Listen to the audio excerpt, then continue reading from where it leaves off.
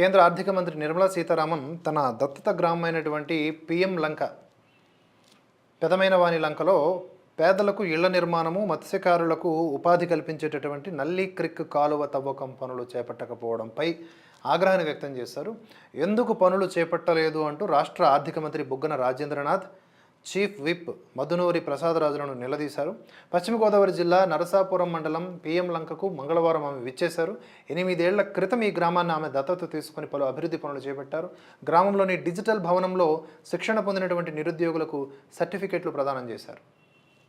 ఈ సందర్భంగా ఓ మత్స్యకారుడు నల్లి క్రిక్ పనులు నిలిపివేశారంటూ కేంద్ర మంత్రి దృష్టికి తీసుకొచ్చారు. దీనిపై సీరియస్ అయినటువంటి ఆమె ఈ పని రాష్ట్ర పరిధిలో ఉందా, కేంద్ర పరిధిలో ఉందా అంటూ పక్కనున్నటువంటి మంత్రి బుగ్గనను ఆరా తీశారు.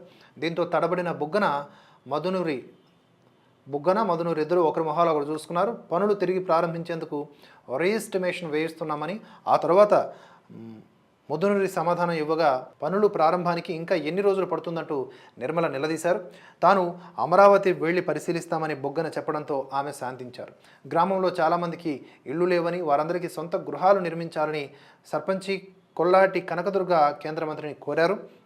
దీంతో మరోసారి సీరియస్ అయినటువంటి నిర్మల, ఇప్పటి వరకు మీరంతా 3 పార్టీలకు ఓట్లు వేసి గెలిపించారు, వారిని ఇళ్ల విషయంలో ఎందుకు నిలదీయడం లేదు అంటూ ప్రశ్నించారు.